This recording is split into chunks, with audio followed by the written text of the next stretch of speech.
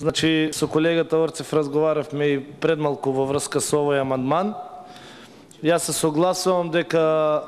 гасификацијата на Струмица и на Струмичкото поле, значи не само на Куклишкото,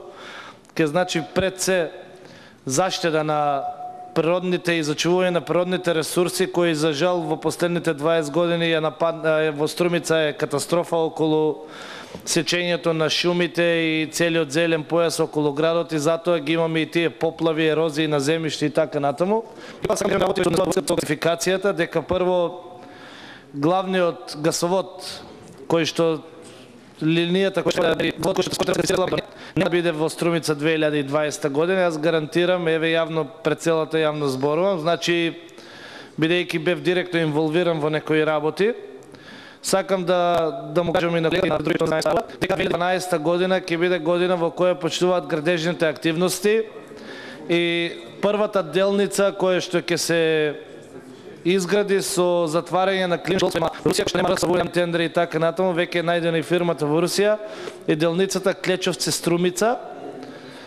Значи преку Штип, Хамзали и Струмица, затоа го спомнувам Хамзали, не случајно, затоа што и таму, како и во Куклич, имаме огромни